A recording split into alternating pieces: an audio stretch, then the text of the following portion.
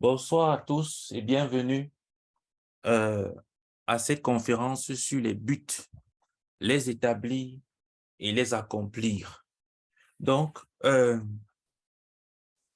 l'objectif de cette conférence, de ce travail, c'est de nous permettre de saisir,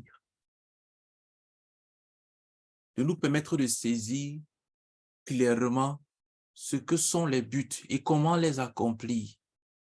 Et nous parlons ici euh, de réaliser. Ce n'est pas de la théorie. Donc, c'est l'objectif de cette présentation. Les établir, comment établir les buts, sur quelle base et les accomplir de manière pratique. Euh,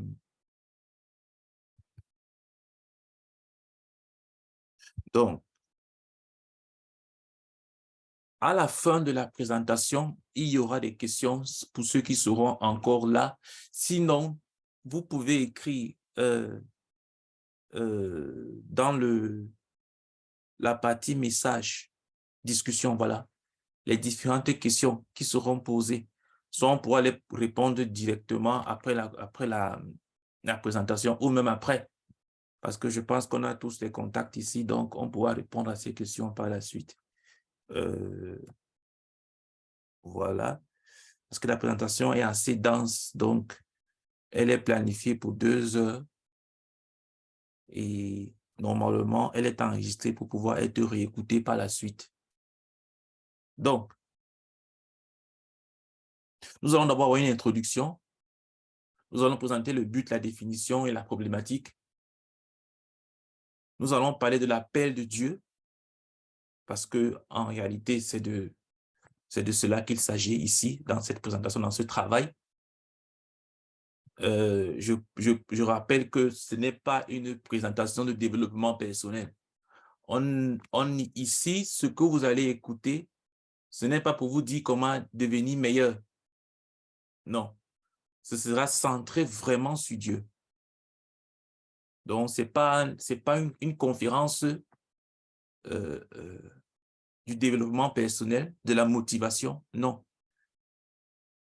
c'est centré sur Dieu. Donc, on va voir le but et l'appel de Dieu. On verra les blocages à l'accomplissement du but. Et on verra également comment découvrir son but, comment découvrir son appel et l'accomplir. On terminera par une conclusion. Alors, comme recommandation de lecture, c'est-à-dire les livres que nous avons utilisés pour pouvoir faire cette conférence. Pardon, excusez-moi. J'arrive pas. OK. Donc, comme recommandation de lecture, les livres que nous avons utilisés pour pouvoir préparer cette conférence, ce sont les livres du professeur Zacharias Daniel Fomon, parce que c'est son message, c'est-à-dire c'est ce qu'il a donné comme enseignement que nous transcrivons ici. Et si tu veux avoir une compréhension beaucoup plus étendue, beaucoup plus large, beaucoup plus détaillée de l'enseignement qu'il a donné sur les buts et les accomplis, nous recommandons d'aller lire et étudier ces livres. Les buts, le premier livre, c'est les buts, les établir, les accomplir. Là, ça t'enseigne sur comment réussir dans la vie chrétienne. Vision, fardeau et action. Pardon. Vision, fardeau et action, c'est un livre qui va t'enseigner comment diriger. C'est la stratégie. C'est un livre de leadership. Les rencontres dynamiques quotidiennes avec Dieu, c'est un livre qui va t'enseigner comment te connecter à Dieu, comment être branché à Dieu. Le secret d'une vie spirituelle fructueuse, ça va t'enseigner sur comment développer une vie spirituelle abondante. Donc, il y a encore d'autres livres, mais on recommande ces quelques livres-là pour pouvoir avoir le message beaucoup plus complet. Donc, on va commencer tout de suite. D'abord par Proverbe dans la Bible qui dit, Proverbe 16, verset 3 à 5, il dit, « Recommande à l'Éternel tes œuvres et tes projets réussiront. L'Éternel a tout fait pour un but, même le méchant pour le jour du malheur. Tout cœur hautain est en abomination à l'Éternel. Z, il ne restera pas impuni. Donc, ce que nous allons dire à partir de ce passage-ci, pour la suite de cette conférence, c'est que Dieu a tout fait pour un but. Donc, Dieu a un projet pour chaque personne, chaque être humain. C'est pour ça que lorsque tu es en train de faire un projet, place-les devant Dieu. Parce que c'est Dieu qui doit en être l'auteur, puisqu'il a tout fait pour un but. Mais si ton cœur est hautain, si ton cœur est orgueilleux, si dans ton cœur tu te dis tu n'as pas besoin de Dieu pour faire telle ou telle chose, là la Bible nous enseigne que ça c'est un cœur qui est une abomination devant Dieu. Et là tu ne vas pas rester impuni, ce projet ne marchera pas. Donc beaucoup de gens échouent parce qu'ils n'ont pas amené ce qu'ils sont en train de faire devant Dieu. Ils n'ont pas, n'est-ce pas, placé sous la lumière de Dieu. C'est pour ça qu'ils ne réussissent pas. Alors, en guise d'introduction, dans le monde, lorsqu'on parle de réussite, quand on dit que quelqu'un a réussi, pour ceux qui ne sont pas croyants, c'est que cette personne est devenue tout ce pourquoi elle a toujours rêvé de devenir dans la vie.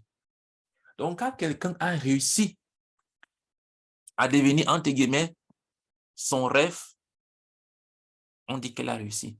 Il a toujours rêvé de devenir pilote et aujourd'hui, il est pilote. Donc, il a réussi sa vie.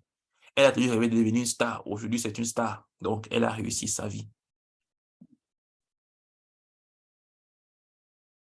Réussir dans le monde, c'est accomplir toutes les ambitions et les projets que tu t'étais fixés. Quand quelqu'un a décidé que voilà, je vais faire ça, je vais faire ça et je vais faire ça, et qu'il réussit à accomplir cela, pour ceux qui ne sont pas croyants, cette personne-là, elle a réussi sa vie. Elle a réussi sa vie, puisque elle a réussi dans ce qu'elle s'était fixé d'accomplir. Donc la réussite est basée dans le monde sur l'accomplissement. Ce qui importe dans le monde, c'est accomplir. Lorsque tu accomplis quelque chose, si cette chose-là, c'est ce que tu avais pensé, planifié, accomplir, alors tu as réussi. Dans le monde, quand quelqu'un devient un modèle grâce aux choses qu'il a accomplies, quand quelqu'un devient un modèle grâce à la personne qu'elle est devenue, on dit qu'elle a réussi. Elle devient une source d'inspiration. Je suis inspiré par ta vie. Elle devient leader. Elle a réussi.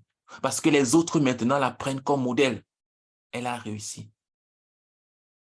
Mais il y a beaucoup de personnes qui sont prises comme des modèles par des jeunes, que d'autres, je ne veux dire pas des enfants, que des adultes ne considèrent pas comme des modèles de réussite. Et enfin, dans le monde, réussir, c'est devenir qui tu voulais devenir. Réussir, c'est devenir qui tu voulais devenir.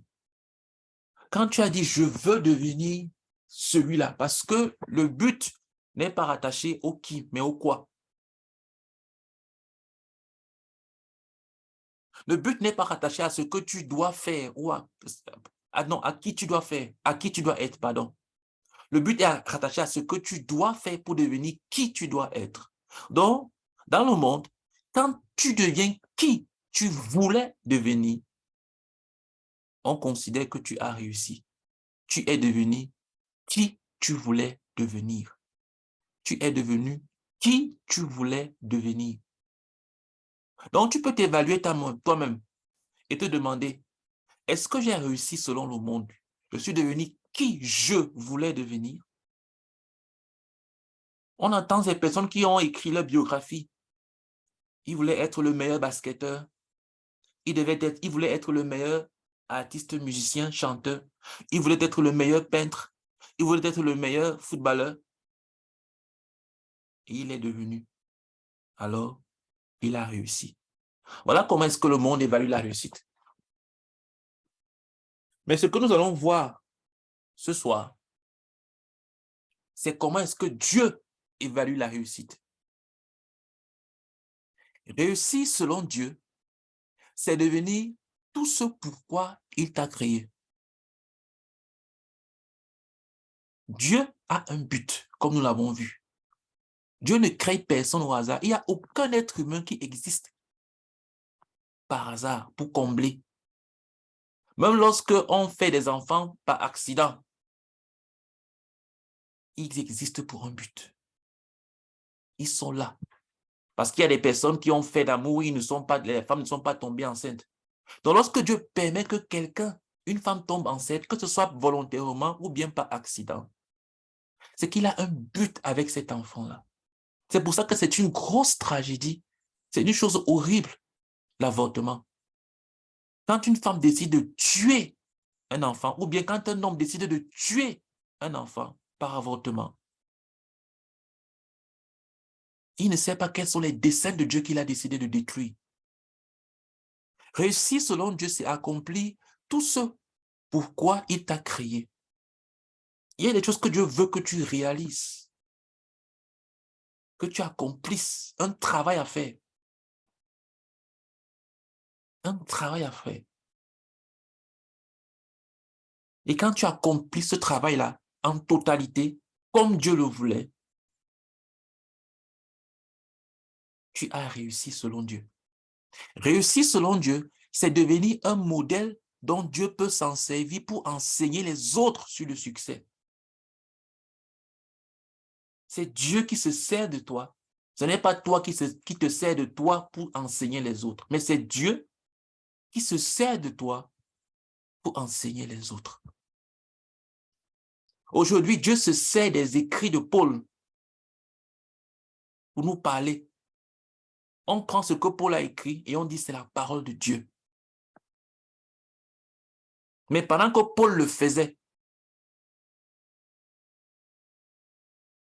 est-ce que Paul savait qu'un jour on allait rassembler ces lettres-là et en faire la parole de Dieu? Je n'en sais rien. Mais lorsque quelqu'un devient un modèle que Dieu peut prendre et enseigner à partir du cœur, ce n'est pas la personne qui vient se plébisciter devant toi, mais c'est Dieu qui te parle et te dit, regarde telle personne, ne peux-tu pas la prendre comme exemple? Alors cette personne est en train de réussir.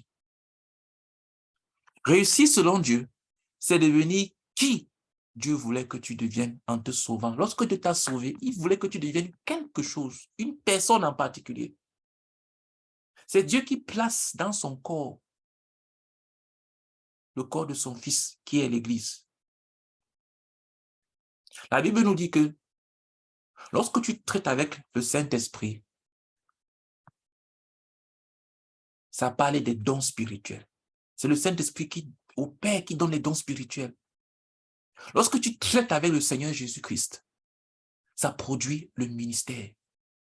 Et lorsque tu traites avec Dieu le Père, c'est l'appel, c'est-à-dire qu'il te place quelque part dans le corps de son Fils. Donc, réussir selon Dieu, c'est devenir cette personne-là que Dieu voulait que tu deviennes en te sauvant. Et non pas que toi, tu voulais devenir. Voilà la réussite selon Dieu. Je voudrais d'abord introduire ceci avant d'entrer même, n'est-ce pas, dans l'exposé en tant que tel. Donc, le but, définition et problématique. Le but, c'est quelque chose que tu dois accomplir, c'est quelque chose que tu dois réaliser. Le but, c'est une tâche, c'est quelque chose qu'il faut faire. Le but, ce n'est pas une idée. Le but, ce n'est pas une pensée. Le but, ce n'est pas une imagination. Non. Le but, c'est quelque chose qui est accompli. Le but, ce n'est pas la vision. Le but, ce n'est pas quelque chose que tu vois. Le but, c'est quelque chose que tu travailles. C'est un travail. Tu dois travailler. Le but est un travail. Le but est un travail. Avoir un but signifie avoir quelque chose à faire. Quelque chose que tu dois faire. Pas quelque chose que tu dois penser et t'arrêter là. Non. Tu auras besoin de la pensée. Tu auras besoin de la réflexion. Tu auras besoin de la conception. Mais tu dois faire. Avoir un travail à accomplir. C'est ça, avoir un but. Quand quelqu'un dit qu'il a un but, il est en train de te dire que j'ai un travail à faire. Il n'est pas en train de te dire que j'ai des idées. Quand quelqu'un te dit que j'ai un but, il est en train de te dire qu'il a une direction qu'il est en train de suivre. Parce que le but donne une direction linéaire de mouvement. Ça veut dire que ça te pousse dans une direction. Quelqu'un qui a un but et qui ne se sent pas aller quelque part, il n'a pas un but. Parce que le but, ça dirige, ça oriente, ça te conduit. Ça te donne un sens. Ça te pousse quelque part. Quand tu as un but, tu te sens en mouvement. Tu sens que tu es en train d'aller quelque part. Si quelqu'un dit que, OK, je vais me rendre aux États-Unis et il se couche dans son salon, est-ce que celui-là, il a un but d'aller aux États-Unis? Pas du tout. Si quelqu'un dit, je vais me rendre en France et il se couche dans sa chambre tous les jours, il n'a aucun but d'aller en France. Avoir un but, ça signifie être en mouvement dans une direction. Le but, c'est le fruit de la rencontre entre la vision et le fardeau. Quand quelqu'un a une vision qui est portée par un fardeau, ça produit un but, c'est-à-dire quelque chose à faire. Quand tu as une vision qui est portée par un fardeau, qui pèse par le fardeau, et que ça ne te pousse pas à l'action, tu n'as pas de but. Parce que le but est traduit, s'exprime par l'action, s'exprime par le mouvement. On te voit agir. En réalité, les gens qui ont réellement un but, ils n'ont même pas besoin de dire qu'ils ont un but. C'est tellement évident sur eux. Quand tu rencontres quelqu'un qui poursuit un but, ça se verra physiquement. Bon, je vais parler de vision et de fardeau. La vision, c'est quoi? La vision, c'est ce que tu vois. Dans le mot vision, il y a voir, la vue. La vision, ce n'est pas le but. La vision, c'est quelque chose que tu vois. Qu'est-ce que je vois? Qui est-ce que je veux devenir? La vision parle du résultat accompli ou à accomplir.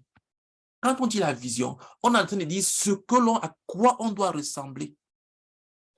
Alors que le but te parle du travail qu'il faut faire pour accomplir, pour amener la vision à l'existence.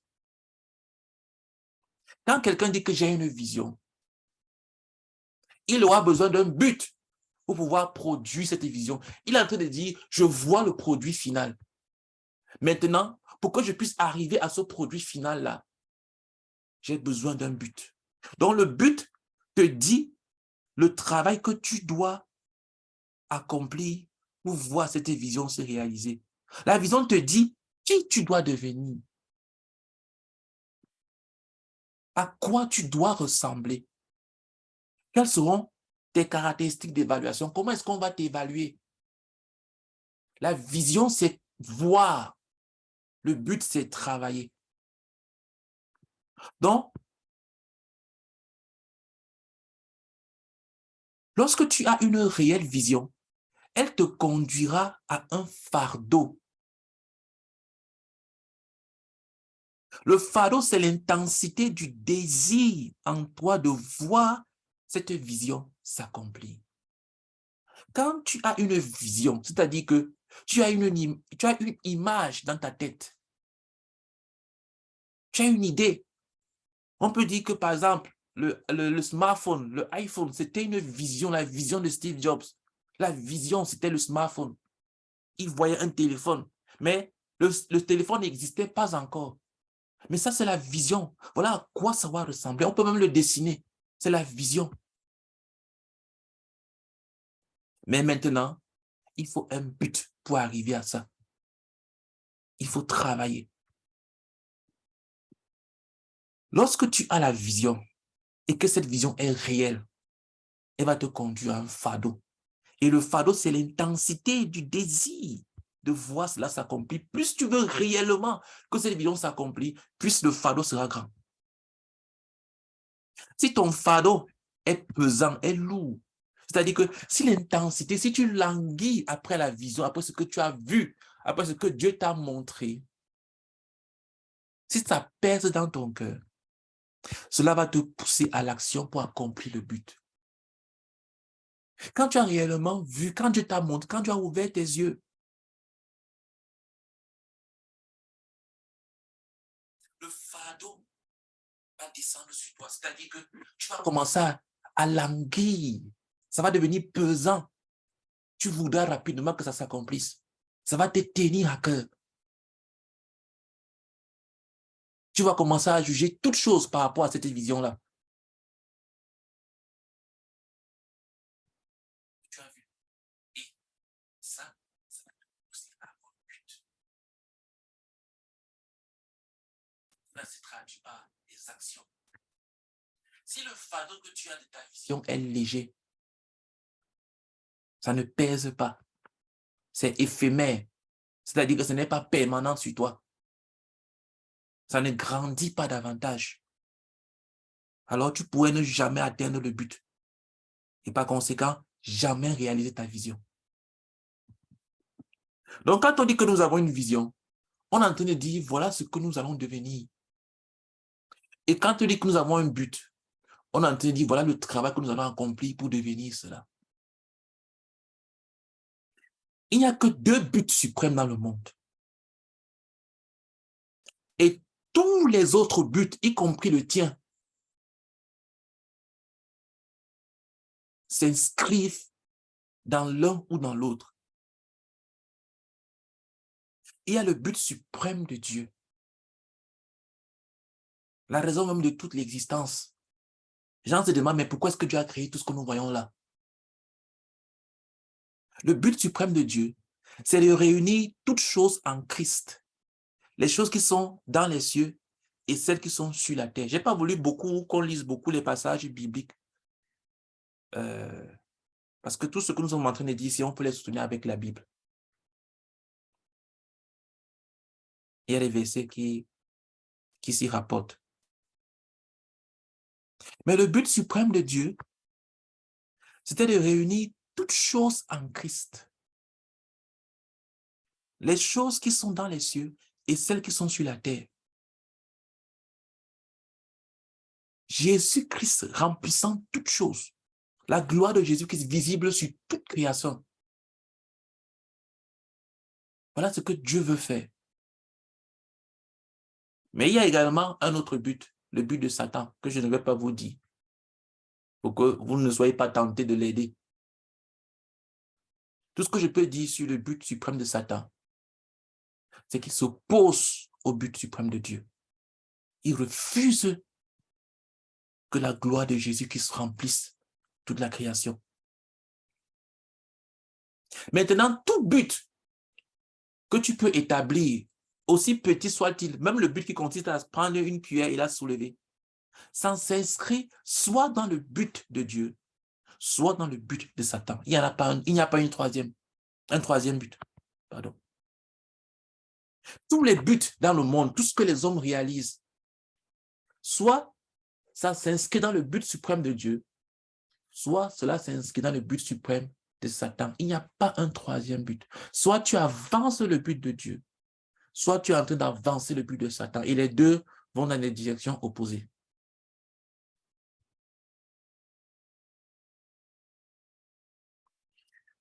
Maintenant, ayant défini un peu le but, la vision, le fardeau, on a dit le but, c'est le travail, ce que je vais accomplir. Maintenant, parlons un peu de l'appel de Dieu. C'est quoi l'appel de Dieu? Parce que si le but, c'est le travail, ce que je veux faire, ce que je dois réaliser, le but de ma vie, c'est le travail, c'est ce que je dois accomplir avec ma vie. Par exemple, je donne encore une illustration pour que l'on comprenne encore bien. Quelqu'un peut dire, ok, je serai le plus grand boxeur de tous les temps. Je prends un exemple, Mohamed Ali, le boxeur américain. Il dit, je serai le meilleur boxeur de tous les temps. Ok, ça c'est sa vision. Maintenant, son but, ce sera de battre tous ceux qu'il va rencontrer et de gagner les championnats de boxe. Voilà le but. Mais sa vision, c'est de devenir le meilleur boxeur. Donc, Dieu a une vision pour toi et moi et pour tout être humain. C'est ce qu'on appelle l'appel de Dieu. Qui est-ce que Dieu veut que tu deviennes? L'appel de Dieu, c'est qui est-ce que Dieu veut que tu deviennes? C'est l'image, la maquette que Dieu a de toi au ciel. Lorsque Dieu t'a créé, il avait eu un but, il avait une ambition, il y avait quelque chose qu'il voulait faire avec toi. C'est ça l'appel de Dieu. L'appel de Dieu, c'est la volonté parfaite de Dieu sur ta vie. C'est la raison, c'est ta raison d'être sur terre. Tu es sur terre pour quoi? Pour devenir quoi? Pour devenir qui? Je vous prends encore un exemple sur le corps, parce que quand Dieu sauve, il te place dans le corps. Ça, c'est ce que Dieu le Père fait. Dieu le Fils te donne un ministère, une fonction. Dieu le Saint-Esprit te donne des dons spirituels. Je prends par exemple le corps humain.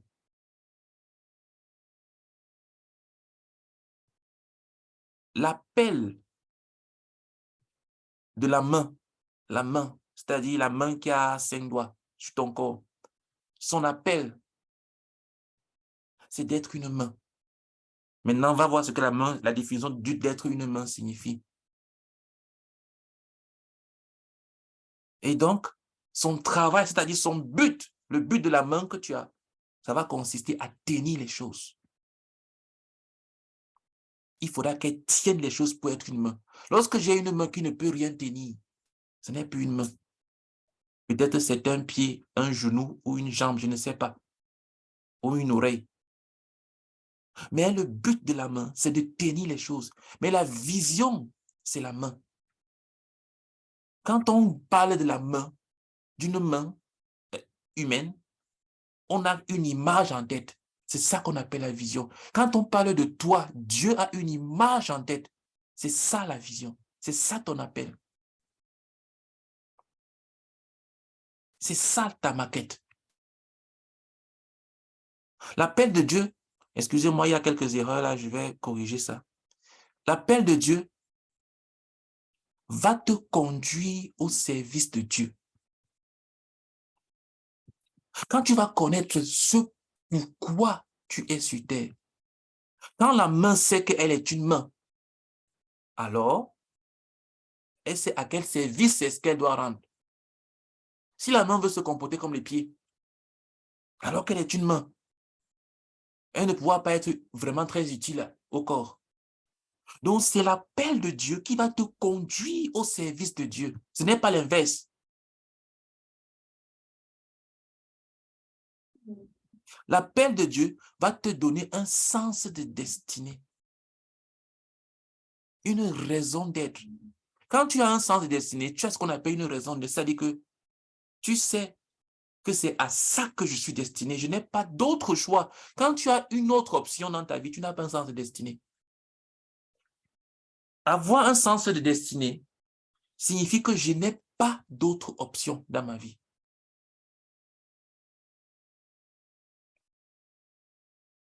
Avoir un sens de destinée signifie que je n'existe que pour ça et pour rien d'autre. Un peu comme ta main. La main que tu as, que ce soit la droite ou la gauche. Elle ne cherche pas à devenir un œil. Elle ne cherche pas à devenir un pied. Elle ne cherche pas à devenir un genou. Elle ne cherche pas à devenir les oreilles ou la bouche. Elle sait qu'elle a été appelée à être une main. Même si tu lui arraches un doigt, 2 doigts, 3 doigts, elle va continuer à réfléchir comme une main.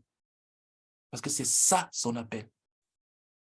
Elle n'a pas d'autres options. Elle ne va pas se transformer. OK, comme je n'ai plus les doigts sur la main, je vais me devenir comme un pied. Ou même si tu lui raccourcis les doigts, que les doigts maintenant prennent la taille des orteils. Elle ne va jamais vouloir devenir comme un pied.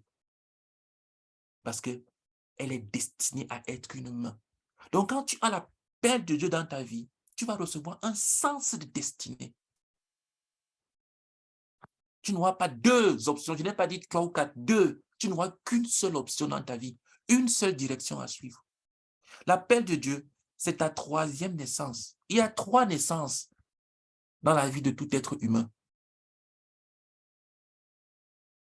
Il y a la naissance physique, la naissance du corps physique, le bébé qui sort du ventre de sa mère. Il rencontre le monde physique. Il y a la naissance spirituelle, la nouvelle naissance dont le Seigneur Jésus nous a parlé, la naissance d'esprit et d'eau.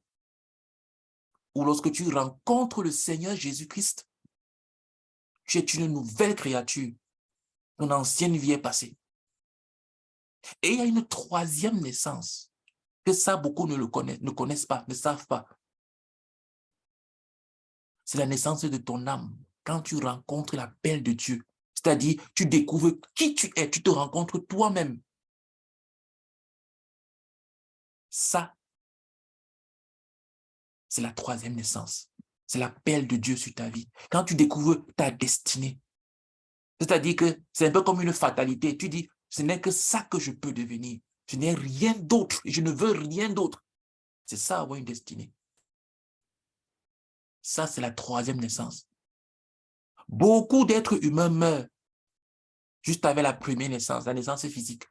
C'est-à-dire, ils ne connaissent pas le Seigneur Jésus. La majorité. Parce que la majorité des habitants de la terre ne sont pas des chrétiens. Et même parmi les chrétiens, qui sont véritablement des chrétiens, la majorité des chrétiens meurent sans connaître la troisième naissance, sans connaître l'appel de Dieu sur leur vie. Ils pensent que l'appel de Dieu, c'était de devenir chrétien. Ils pensent que l'appel de Dieu, c'était de devenir... Si Dieu voulait seulement que tu sois chrétien, ça veut dire qu'une fois que tu étais sauvé, il t'enlevait sur la terre. Pourquoi est-ce qu'il t'a gardé après t'avoir sauvé? Pourquoi est-ce que tu es toujours là? Si c'est juste pour être chrétien, que tu as été sauvé, mais qu'est-ce que tu fais encore là? Parce qu'une fois que tu es sauvé, tu es sauvé.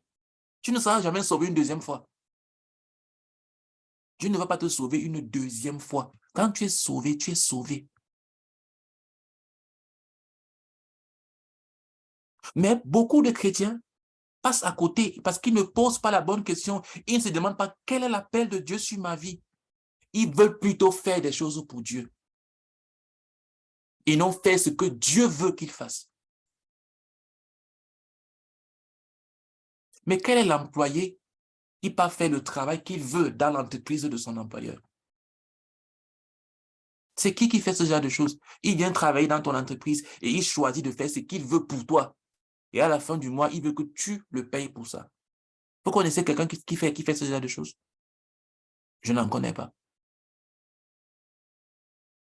Donc, l'appel de Dieu, c'est cette chose-là qu'il veut que tu deviennes. Qui veut que tu deviennes? L'appel de Dieu, c'est l'appel de Dieu et non le tien. Ça veut dire que c'est Dieu qui t'appelle. Ce n'est pas toi qui t'appelles avec le nom de Dieu. Ce n'est pas toi qui te décide qui est-ce que tu deviens pour Dieu. Non. L'appel de Dieu, ce n'est pas toi qui décides d'être quelqu'un pour Dieu. Ce n'est pas toi qui décides qui tu seras pour Dieu. L'appel de Dieu, c'est l'appel de Dieu. C'est-à-dire que c'est Dieu qui t'appelle et qui te place, qui décide qui tu seras. Donc, si tu peux t'asseoir avec ta vision mondaine du monde, voulant devenir le plus grand enseignant de la parole de Dieu, ou le plus grand pasteur, ou le plus grand, je ne sais pas ce que tu veux, et puis tu établis tes buts pour accomplir cela. Et si tu penses que c'est ça l'appel de Dieu, ce n'est pas ça l'appel de Dieu. L'appel de Dieu, tu dois recevoir. L'appel de Dieu, ce n'est pas la réponse de Dieu. Ce n'est pas que tu es parti. Et puis tu as demandé, Seigneur, accorde-moi ceci, accorde-moi ceci, accorde-moi c'est ça. Accorde-moi d'être un grand pasteur, accorde-moi d'être un grand homme d'affaires. Accorde-moi d'être, accorde-moi d'être. Et puis Dieu t'a répondu, non. L'appel de Dieu, ce n'est pas quelque chose que tu obtiens parce que tu as fait quelque chose. Non. L'appel de Dieu, ce n'est pas une réponse à quelque chose. Dieu t'a créé pour cette chose-là. Tu n'es pas en train de demander quelque chose à Dieu à faire ou à devenir. C'est pour ça que tu existes. Voilà l'appel de Dieu. Ce n'est pas la réponse de Dieu. Dieu n'est pas en train de réagir, de répondre. C'est pour ça que tu es là. Avant que tu n'existes sur terre, cet appel-là pour toi existait déjà. Dieu l'avait déjà planifié. Donc, il y a des gens qui se disent, OK, il faut que je trouve mon appel. Et ils croient que Dieu va créer un appel. Ou bien eux, il va te créer un appel. Il va te créer une vision de leur vie. Voilà ce que je veux devenir. Voilà ce que je veux être pour Dieu. Voilà ce que je veux faire pour Dieu. Ce n'est pas ça l'appel de Dieu. L'appel de Dieu, c'est l'appel de Dieu. C'est Dieu qui t'appelle. Il te dit, lui, pourquoi est-ce qu'il t'a créé? Ce n'est pas toi qui agis et puis lui, il te répond. Non. Donc, dans l'appel de Dieu, c'est Dieu qui t'appelle, lui, et toi, tu réponds. Ce n'est pas que toi, tu parles à Dieu. Tu dis, Seigneur, voilà ce que je veux faire de ma vie. Oh Dieu, viens à mon aide. Aide-moi à réussir dans ce domaine. Oh Seigneur, donne-moi le succès dans ça. Et puis, Dieu vient t'apporter la réponse à tes prières. Non. Dans l'appel de Dieu, c'est Dieu qui t'appelle. Il dit, viens. Et toi, tu réponds. Tu ne dis pas, Seigneur, depuis que j'attendais que tu m'appelles. Non. L'appel de Dieu conduit au fardeau de Dieu. Quand Dieu t'appelle et qu'il te montre la vision qu'il a de toi,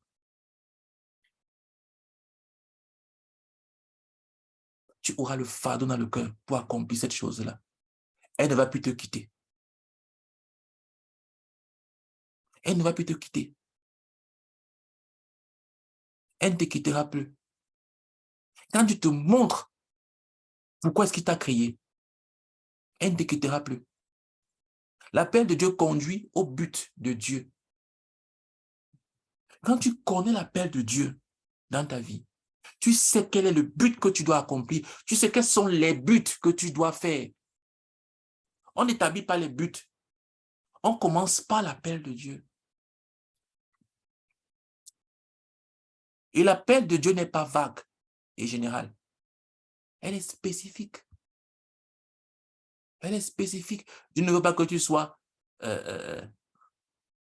la plus grande chantre de tous les temps. Pour faire quoi avec? Ou bien Dieu ne veut pas que tu sois juste choriste. Non. L'appel de Dieu, elle n'est pas vague. Elle n'est pas générale. Elle est spécifique. Quand Dieu a appelé Saul de Tarse, qui est devenu l'apôtre Paul, il lui a dit clairement ce qu'il attendait de lui, avec des détails. Quand Dieu a appelé Moïse, il lui a dit clairement ce qu'il attendait de lui. Quand Dieu a appelé Pierre, Jacques, Jean, il leur a dit clairement ce qu'il attendait d'eux. Quand Dieu t'appelle, il te dit clairement ce qu'il attend de toi. L'appel de Dieu restreint ta vie à l'appel de Dieu. Ça veut dire que quand Dieu t'a appelé, tu vas rester dans l'appel de Dieu. Tu n'auras pas deux choix. Même acheter une voiture ou acheter une maison, ce sera dans l'appel de Dieu. Tu ne seras pas libre de monter et de descendre. Quand quelqu'un dit, oh vraiment, j'aimerais aller à tel endroit, j'aimerais faire des voyages, il est en train de dire qu'il n'a aucun appel. Il ne sait pas pourquoi est-ce qu'il existe sur terre. Quand les gens sont ouverts à toute opportunité, Dieu n'est pas un opportuniste. Dieu n'est pas un opportuniste.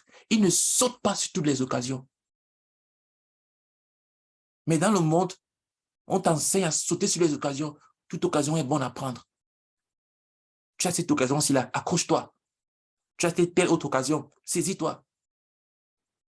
L'appel de Dieu, elle va te restreindre dans une direction de son appel. C'est-à-dire que tu feras les choses à partir de cet appel et pour cet appel. Les buts doivent être établis dans l'appel de Dieu.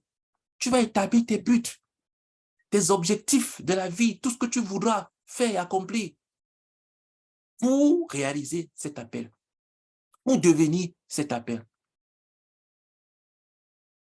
Tout but qui ne s'accorde pas avec l'appel de Dieu va à l'encontre de l'appel de Dieu et de ses plans. Si tu établis un but qui n'est pas dans l'appel de Dieu pour ta vie, c'est en train de s'opposer à l'appel de Dieu. On ne peut pas aider Dieu en étant hors de sa volonté. Tu ne peux pas aider Dieu en faisant ce que Dieu ne veut pas que tu fasses. Tu dois établir tes buts pour devenir la personne que Dieu t'a appelé à devenir. Tu dois faire des buts pour devenir la personne que Dieu t'a appelé à devenir.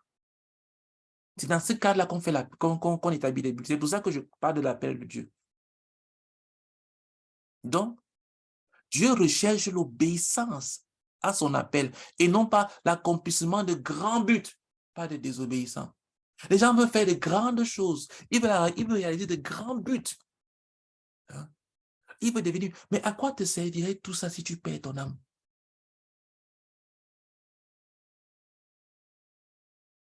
Qui te dit que tu n'es pas sur le chemin de la désobéissance vis-à-vis de Dieu? Est-ce que tu as consulté Dieu? Est-ce que Dieu est d'accord avec ce que tu veux faire? Est-ce que Dieu a mis son OK dans ce que tu veux réaliser, dans ce que tu veux accomplir? Est-ce que ça vient de lui? Parce que tout ce qui n'a pas son origine en Dieu ne vient pas de Dieu et n'est pas de Dieu.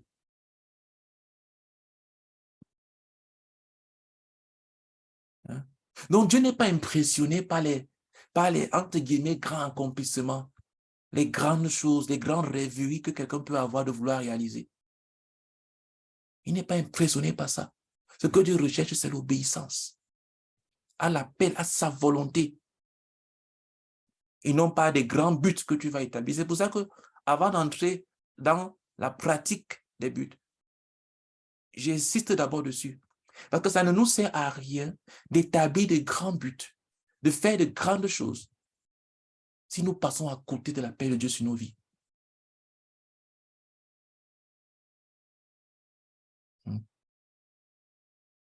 Est-ce que quelqu'un peut réussir dans le monde et réussir en Dieu en même temps?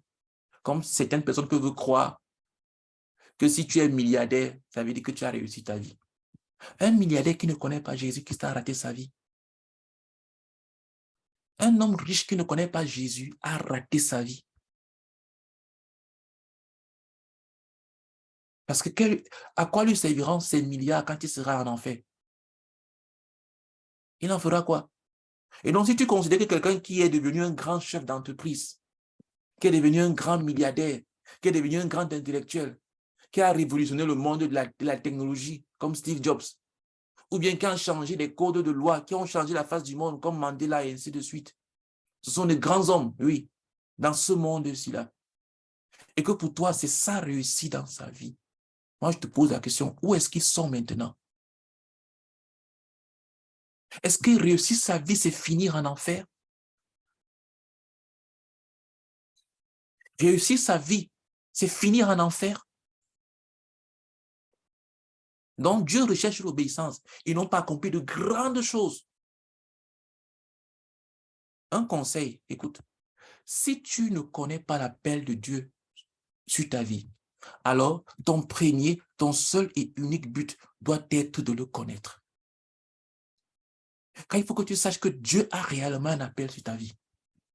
Quand tu ne connais pas l'appel de Dieu sur ta vie, et que les choses, et qu'il y a autre chose qui importe dans ta vie, mais ce n'est pas de la stupidité.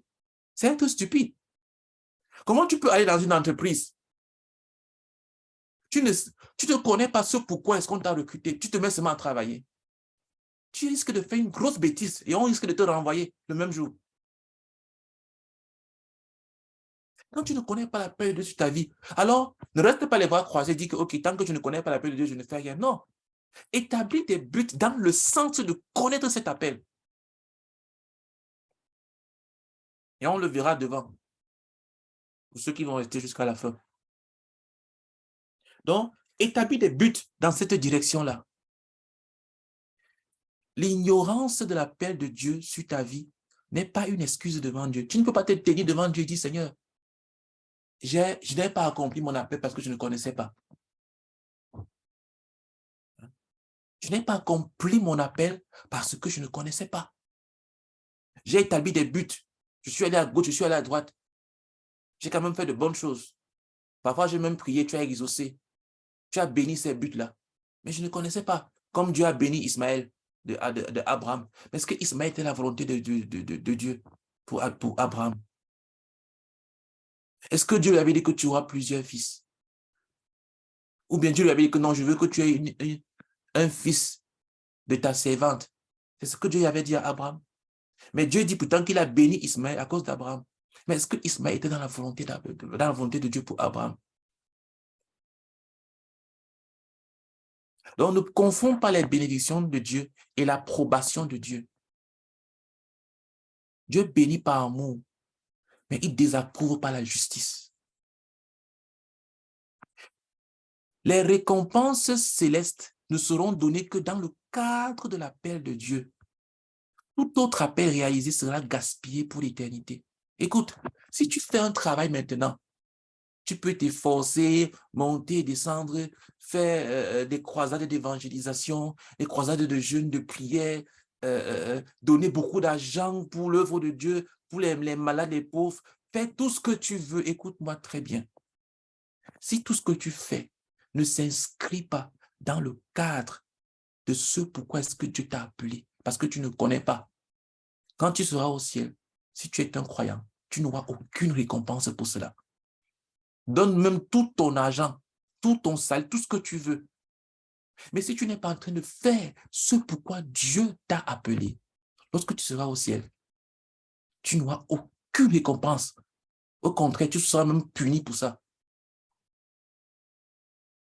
Donc, tu dois demander, tu dois chercher, tu dois frapper jusqu'à ce que tu trouves et que tu entres dans l'appel de Dieu sur ta vie. L'appel de Dieu ne change pas, même si tu peux regarder.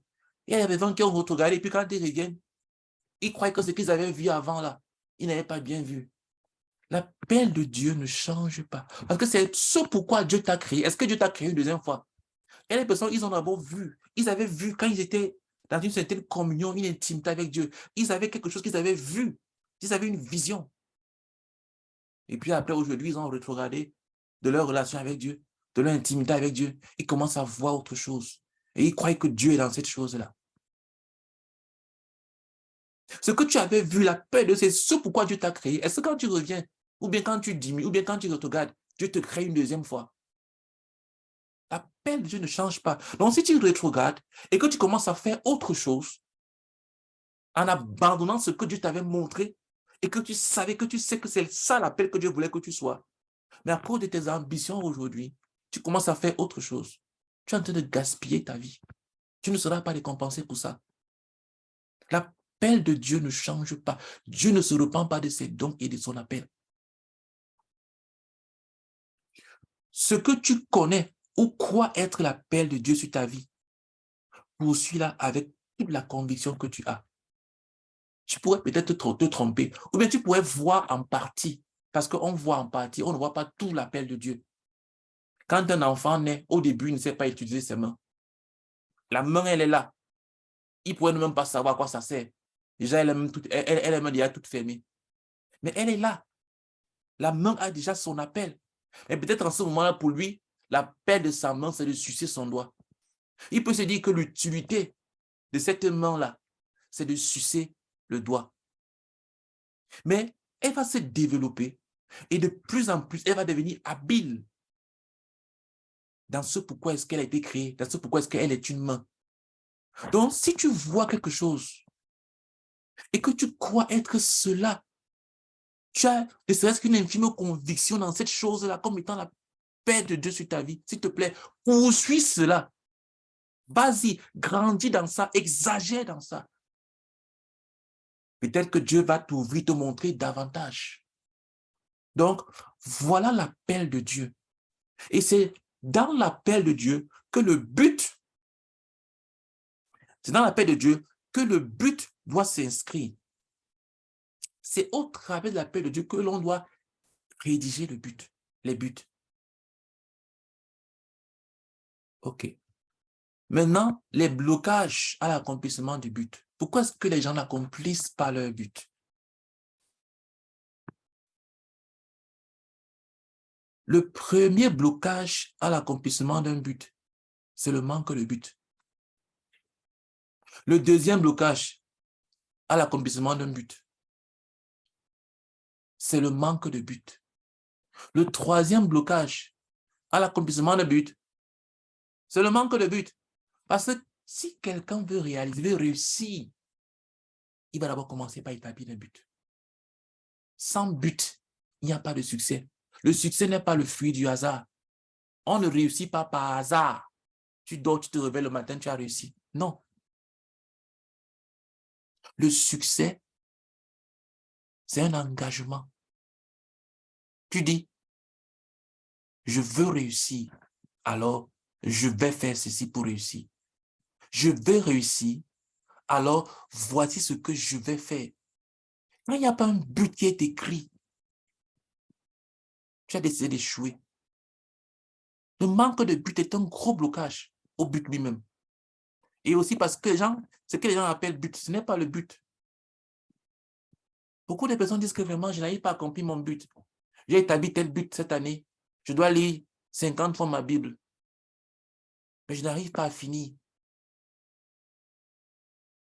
Ce n'est pas un but, c'est un désir. Il doit plutôt dire que non, je désire lire ma Bible, pas que j'ai le but de lire ma Bible, parce que le but te pousse à l'action. Et comme on va le voir, à un prix payé. Mais si tu dis que je veux lire ma Bible 10 fois ou 50 fois, et que tu n'as pas la vision, parce que ça c'est le but, mais tu veux faire ça pourquoi? Parce que la vision c'est le pourquoi, le but c'est le quoi. Mais tu veux faire ça pourquoi? Pour devenir qui? Ça s'inscrit dans ton appel comment? Ça va te permettre de réaliser quoi comme vision? C'est ça la vision. Donc si tu commences par le but, ce n'est pas un but, parce que le but s'inscrit dans une vision. On commence d'abord par voir. Quand on a vu, il y a un fardeau qui naît de ce que nous avons vu. C'est-à-dire qu'il y a un intense désir de vouloir accomplir ce que nous avons vu. Et là, maintenant, on établit un but pour accomplir cela. On ne commence pas par établir un but. Et puis après, ce qu'on va devenir par la suite, on ne sait pas. Ça, c'est les rêveries. Ça, ce sont des souhaits. C'est un désir, ce n'est pas un but. Tu n'as pas de but. C'est pour ça que tu échoues. Et ce qui est dangereux avec le but, c'est que si ton but, c'est rien, tu vas accomplir ce but-là. Si ton but, c'est rien, c'est-à-dire que si ton but, c'est de tourner en rond, tu vas tourner en rond. Ça va se réaliser. Ça va se réaliser. Parce que quand tu as réellement mis en place un but et les actions qui vont avec, parce que le but est toujours lié à un travail. En fait, écoutez, quand vous pensez but, pensez travail. Ne pensez pas but et idée. Idée, toutes ces choses-là. L'idée peut se rapprocher à la vision ou bien à la conception du but. Mais quand tu penses but, pense travail. Pense travail. Donc, quand les gens ne sont pas en train de travailler et ils disent qu'ils ont des buts, ils n'ont pas de buts. Leur but, c'est rien. Parce que pour accomplir rien, il ne faut rien faire. Ou alors, il faut tourner en rond. Il y a des actions qui s'auto-annulent. Si je pars à gauche et puis après je pars à droite, de la même distance, je suis parti où finalement? Nulle part. Je suis resté au même point. Donc, tu peux voir quelqu'un qui est occupé, affairé. Et il dit qu'il est en train de poursuivre un but. Il court, il fait 1 mètre à gauche. Il dit qu'il est en train de poursuivre un but. Après, demain, il fait 1 mètre à droite. Il est en train de poursuivre son but. Il travaille dur, il transpire. Et à la fin, il est au même endroit. Il n'a rien fait. Ton but est ce que tu as mis par écrit. D'abord sur ton cœur et ensuite sur le papier. Il faut d'abord que ça pèse sur ton cœur. C'est pour ça qu'on dit qu'il faut d'abord qu'il y ait la vision. Tu dois voir. Ensuite, il faut qu'il y ait le fardeau. Ce que tu vois doit peser sur ton cœur. Ne vois pas les choses des autres. Tu vois telle personne et puis tu commences à admirer. Ça, ce n'est pas la vision. Ça, c'est la convoitise. Ce n'est pas la vision, c'est la convoitise. Il faut que tu voies avec Dieu. Pas que tu voies en te comparant à tel autre. J'ai vu telle personne. je veux aussi faire comme cette personne, je veux aussi être comme cette personne-là. Est-ce que Dieu veut que tu sois comme cette personne? La vision, c'est de voir qui est-ce que tu dois être. Et maintenant, tu as un fardeau. Tu veux vraiment être cette personne-là. Alors, tu vas mettre en place un but avec des actions claires pour travailler à l'accomplissement de ce but-là et de cette vision. Donc, il faut d'abord que ça parte du cœur avant d'être sur le papier. Mais il faut mettre ça sur le papier. Parce que le but que tu gardes dans ton cœur, comment est-ce que tu vas réaliser les actions? Tu vas te lever chaque matin et deviner ce que tu dois faire. Non. Tu vas écrire les actions et dire que pour accomplir ce but, voici l'étape 1, étape 2, étape 3. Donc, il faut que ce soit d'abord écrit dans le cœur et ensuite écrit sur le papier.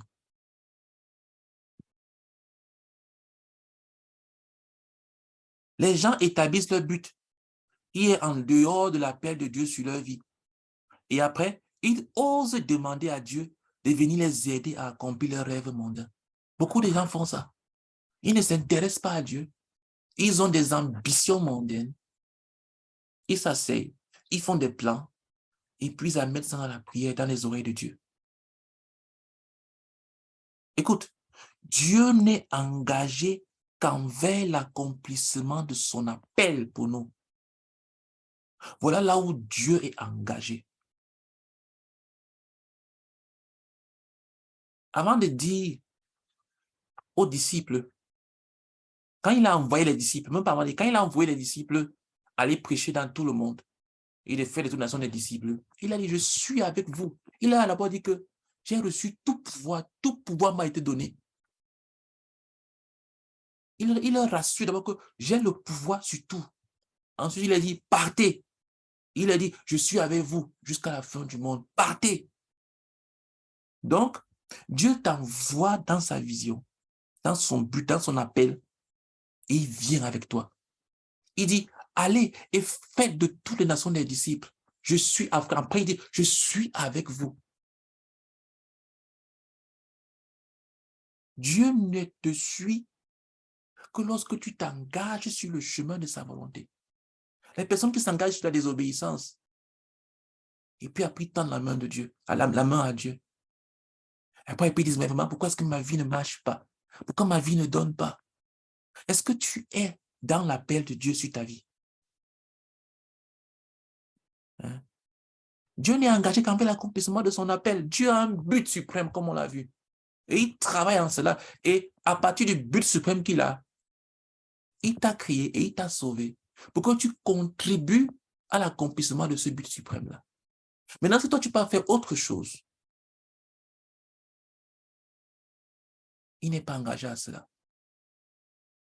Tout but qui s'inscrit dans l'appel de Dieu pour notre vie, nous avons son plein soutien, car c'est lui-même qui nous l'a confié. Quand tu établis un but qui s'inscrit dans ce que tu connais être l'appel de Dieu sur toi, Dieu te soutient, parce que c'est ça sa volonté pour toi. Je ne peux pas te demander de faire quelque chose et après je suis contre toi. Si je t'appelle à faire une chose, comme je veux que tu la fasses, tu fasses cette chose-là. Normalement, je dois venir te soutenir. Si je t'appelle à faire une chose et que tu viens et que tu fasses cette chose mal, je pourrais être contre toi. Mais si tu viens faire ce que je veux que tu fasses, comme je veux que tu fasses, alors je suis avec toi, puisque c'est moi qui t'ai envoyé faire cette chose-là. Donc, quand tu établis des buts qui s'inscrivent dans ton appel, tu ne peux qu'avoir le soutien de Dieu. Il est avec toi. Et tout but qui ne cadre pas avec la volonté de Dieu pour nous va échouer si Dieu nous aime. Je dis bien si Dieu nous aime. Parce que si Dieu t'aime, il ne permettra pas que tu persévères sur le chemin de la désobéissance. Parce que la Bible dit que il y a des épines sur le sentier du transgresseur. Et dans le psaume, il dit point de paix pour le méchant. Le méchant, c'est celui qui désobéit à Dieu. Donc, quand tu es l'enfant de Dieu, mais que tu es en train de désobéir à Dieu, il fera en sorte que ton chemin soit rempli d'embûches. Pourquoi? Pour te ramener à lui. Mais si Dieu t'accorde du succès, sur le chemin de l'égarement, sur le chemin de la désobéissance, c'est que Dieu t'a livré à Satan. C'est que Dieu t'a livré à Satan. Donc, si tu te mets à faire des plans, lorsque Dieu veut que tu ailles à Ninive pour annoncer l'évangile, toi, tu refuses de partir à Ninive, tu descends à Tarsis, tu pars monter dans les bateaux pour t'enfuir loin de Dieu. Et tu penses que, et puis, tout marche bien. Dieu te bénit là-bas. Dieu n'envoie pas une tempête sur ton chemin.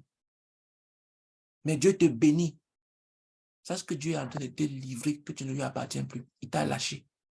Mais quand Dieu t'aime et que tu es sur le chemin dans tes buts, tu es sur le chemin de l'égarement, Dieu va envoyer la tempête dans ta vie pour te ramener. Il ne permettra pas que tu meurs. Il va envoyer un poisson même pour te secourir. Mais quand tu vas te sortir là, il va te ramener. Il va te dire d'aller faire ce que tu avais demandé de faire. Donc, tout but qui ne cadre pas avec la volonté de Dieu, ça va échouer. Si Dieu t'aime, si Dieu ne t'aime pas, ça va réussir. Et tu vas croire que Dieu est avec toi. Et tu sais que ce n'est pas ce que Dieu voulait que tu fasses. Mais tu continues dessus. Et tu vois que ça marche. Et tu dis vraiment Dieu m'aime.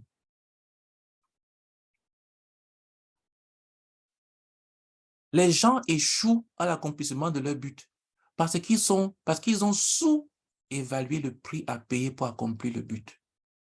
Ils ont sous-évalué ce but, ce prix à payer. Hein? Ils n'ont pas bien évalué. Quand tu établis un but, quand tu fais un travail, pose-toi la question, quel est le coût? Quel est le coût? Ça va me coûter quoi? Quel est le coût? Quel est le coût? Ce n'est pas juste une histoire d'accomplir quelque chose. Le fait d'accomplir cette chose-là, quel est son coût? Quel est le prix? Mais les personnes établissent des buts. Ils veulent lire 50 chapitres de la Bible. Ils veulent lire, on dit quoi, 50 fois la Bible en un an. Et ils ne voient pas, ça va leur coûter quoi par jour? Ils voient en fin d'année. Ça va leur coûter quoi par jour? Ils veulent devenir des pilotes de l'armée ou bien des pilotes de l'air. Ils ne voient pas, ça va leur coûter quoi comme étude? Ils veulent devenir des médecins. Ils n'évaluent pas le prix. Ils veulent avoir une église remplie. Ils veulent avoir beaucoup de disciples. Ça va leur coûter, quel est le coût dans l'évangélisation? Quel est le coût dans la prière? Quel est le coût dans le jeûne? Et après, ils se demandent pourquoi est-ce qu'ils échouent. Parce qu'ils n'évaluent pas. C'est pour ça que le but ne commence pas par le quoi. On ne commence pas par le but, on commence par la vision. Pourquoi est-ce que je fais cette chose-là? Donc, la chose la plus importante dans l'accomplissement d'un but, c'est le prix à payer. Évalue le coût. Ne t'arrête pas seulement sur le but. Quand tu es en train de vouloir accomplir un but, commence par te dire quel est le prix que je dois payer. Si tu négliges le prix à payer pour accomplir ton but, tu n'iras pas jusqu'au bout. Tu n'iras pas jusqu'au bout. Si tu négliges, si tu n'es pas prêt à donner ton tout pour payer le prix qu'il faut. C'est pour ça qu'on dit qu'il faut qu'il y ait la vision, il y ait le fardeau. Le prix à payer, c'est ton pourquoi. Et donc, si ton pourquoi tu vas accomplir ce but est suffisamment grand, alors tu vas payer le prix. Quand tu sais pourquoi je veux faire cette chose-là, tu vas payer le prix. Mais quand tu veux seulement faire la chose, parce qu'il faut également il faut faire des buts, c'est la fin d'année ou bien ce début d'année, alors tout le monde fait des buts, moi aussi je fais des buts. Mais pourquoi tu veux faire ça? Quand tu sais pourquoi tu veux faire ça, tu vas t'appliquer et tu vas payer le prix. Tu sauras que non, ça vaut la peine. Ça vaut la peine que j'aie 3 heures de sommeil par nuit. Ça vaut la peine que je dorme, que je fasse un jeûne de 40 jours. Ça vaut la peine que je prie 50 heures par jour. Ça vaut la peine, pourquoi? Parce que voilà pourquoi je fais ça. Voilà pourquoi je veux obtenir ça. Donc, le pourquoi est fondamental.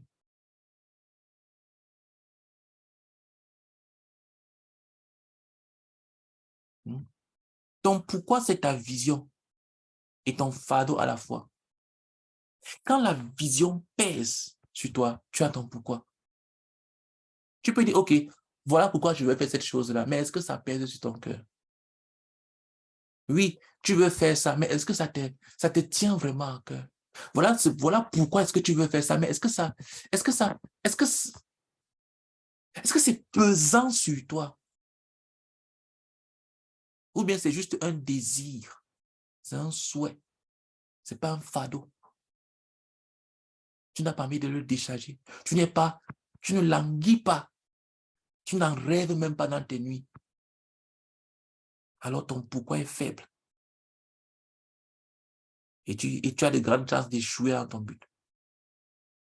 C'est comme un étudiant, un élève qui est déjà milliardaire. Ses parents sont milliardaires, lui-même il est milliardaire. Et on lui demande de se lever à 3 heures du matin pour réviser sa leçon d'examen. Mais il est milliardaire.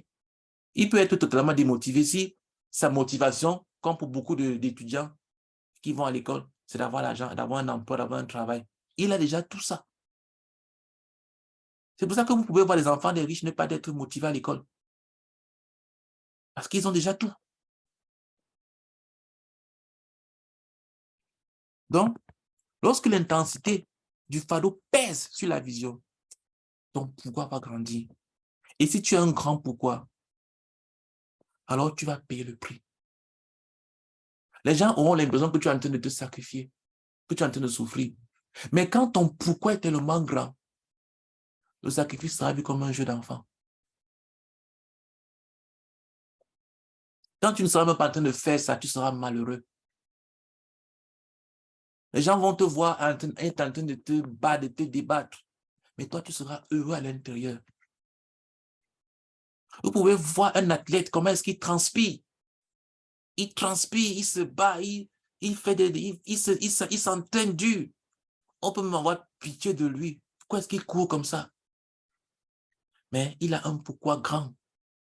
C'est pour ça que ça lui donne la force de continuer. Mais quand ton pourquoi est faible, parce que tu n'as ni la vision, ni le fardeau, et même quand tu as la vision, tu n'as même pas le fardeau. Ça veut dire que ça ne pèse même pas sur ton cœur. Alors, ce sera de la difficulté pour toi. Tu auras du mal à avancer. Tu auras du mal à faire du progrès. Par conséquent, tu vas échouer dans l'accomplissement de ton but. Maintenant, comment découvrir et accomplir l'appel de Dieu, le but? Comment faire? Euh, D'abord, il faut que tu comprennes une chose.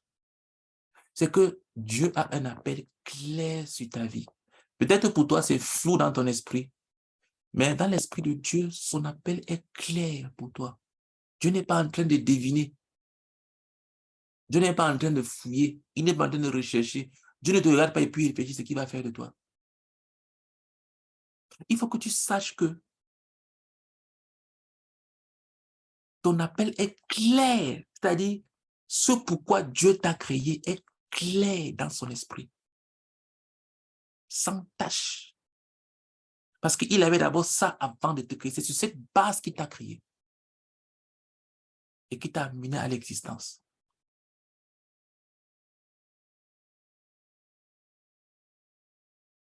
Donc, Dieu t'a créé afin que tu accomplisses ce but dans ta vie. Il faut que tu saches que ça existe et c'est pour ça que tu es là. Ce qui n'a pas d'importance pour toi, tu ne vas pas chercher cette chose-là. Quand une chose a de l'importance pour toi, tu vas la poursuivre. Quand tu sais que j'existe pour accomplir quelque chose, alors je vais chercher à connaître cette chose-là, sinon je vais passer à côté.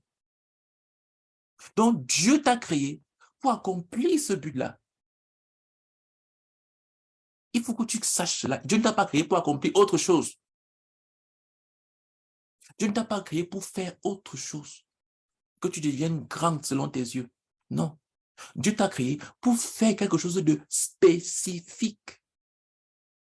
Il faut que ce soit clair pour toi, au moins ce que tu sais. Si tu ne sais pas exactement ce que c'est, mais au moins que ce soit clair dans ton esprit que tu existes pour faire quelque chose de spécifique. Voilà pourquoi Dieu t'a créé. Donc, la première chose à faire pour découvrir son but, Quand quelqu'un veut découvrir son but, savoir pourquoi est-ce que Dieu m'a créé, la première chose à faire, c'est de bâtir une relation profonde d'intimité avec Dieu. Si tu veux connaître à quoi sert un appareil, regarde le fabricant. C'est celui qui a fabriqué l'appareil qui peut te dire à quoi sert cet appareil. Mais toi, tu peux regarder l'appareil en lui-même. Tu vas te mettre à deviner. Comme certaines personnes, moi y compris, on achète un appareil à la maison, on ne lit pas le manuel d'utilisation, on essaie de toucher à tel et tel bouton, on appuie ici, on voit comment l'appareil réagit, on découvre à quoi sert l'appareil, comment utiliser l'appareil, en manipulant, en tâtonnant sur l'appareil, alors que le fabricant nous a donné tout ce dont on a besoin pour connaître comment utiliser l'appareil. Mais beaucoup de personnes ne lisent pas le manuel d'utilisateur. Ils se mettent à appuyer sur les boutons à gauche, à droite. Quand tu prends ton téléphone, est-ce que tu regardes même ce qui est écrit dans le manuel d'utilisation? Tu commences seulement à pianoter. Si tu veux connaître le but, ton appel, s'il te plaît, va bâtir une relation d'intimité profonde avec Dieu. Va développer la communion avec Dieu. Parce que c'est dans la communion avec Dieu, au travers d'une vie d'obéissance, que le but de ta vie te sera révélé et que tu vas entrer dans ton appel. Dieu ne se révèle pas aux orgueilleux.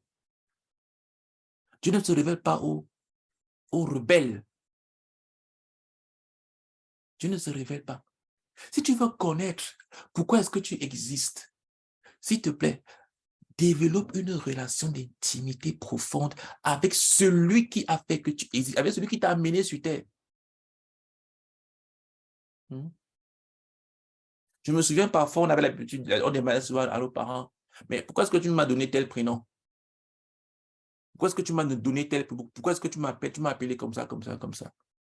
Imagine que tes parents te donnent un nom. Et ils sont vivants. Ce sont des bons parents. Des parents convenables, des parents accessibles comme Dieu. Bien sûr, il n'y a pas de parents aussi parfaits que Dieu. Mais tu comprends ce que je veux dire. Mais au lieu d'aller demander à tes parents, pourquoi est-ce qu'ils t'ont donné tel prénom ou tel nom, tu pars voir le voisin. Ou bien tu t'assois, tu commences à taper sur Internet. Tu commences à réfléchir de toi-même. Tu demandes, pourquoi est-ce que j'ai tel nom? Pourquoi? Hein? Tu ne vas que pouvoir te tromper. Va voir tes parents et tu leur dis, pourquoi est-ce que vous m'avez donné tel nom? Ils vont te dire, puisque c'est eux qui te l'ont donné. Donc, si tu veux connaître quel est l'appel que Dieu t'a confié, va le voir d'abord et construis une relation d'intimité avec toi et d'obéissance parce que Dieu ne parle qu'à ceux qui veulent l'écouter. Si tu vis avec un cœur orgueilleux et un cœur rebelle, tu vas passer à côté de Dieu. Tu vas découvrir la religion et non Dieu. Donc, le but que tu peux réaliser en étant déconnecté de Dieu ne vient pas de Dieu.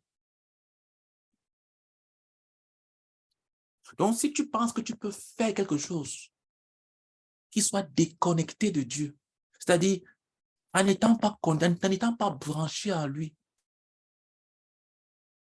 ça ne vient pas de lui. Parce que le but que Dieu te donne est comme une partie de lui. C'est comme une partie de son corps. Parce que c'est un peu ça. En réalité, c'est ça. La main est une partie de nous parce que le corps, l'Église, c'est le corps du Seigneur Jésus-Christ. Et la place que tu occupes dans l'Église, les desseins de Dieu pour toi, ton appel, font partie du corps du Seigneur. Donc, c'est son être. Tu ne peux non pas aller faire ce que tu penses, te déconnecter de lui. Imagine que la main décide de se comporter comme l'oreille. C'est se coupe de sa fonction. Et même pire encore, elle se coupe du corps. Elle n'est pas branchée à Dieu. Il n'y a pas de contact, il n'y a pas de marche avec Dieu. Une main qui se coupe d'un corps, elle est destinée à pourrir. Ce n'est pas le corps qui va pourrir, c'est elle qui va pourrir.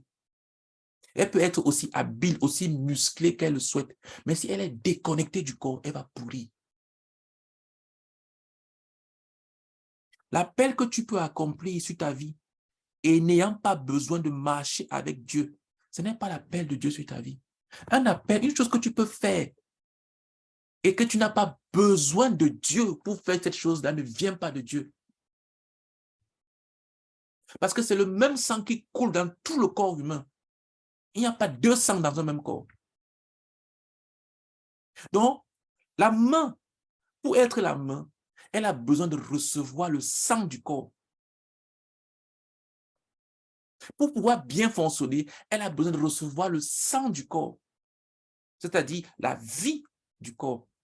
Donc, cet appel-là que tu peux accomplir sans avoir besoin de recevoir la vie de Dieu, ce n'est pas l'appel de Dieu. Ce n'est pas l'appel de Dieu.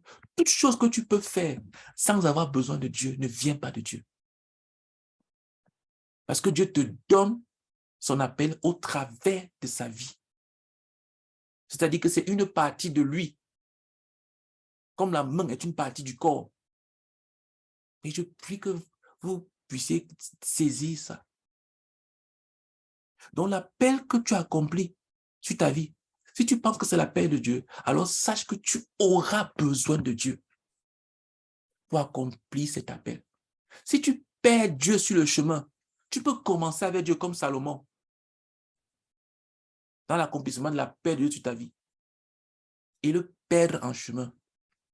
Quand tu te déconnectes de Dieu et tu commences à te connecter à autre chose. C'est pour ça que l'appel, la première chose, ça consiste d'abord à se brancher à Dieu.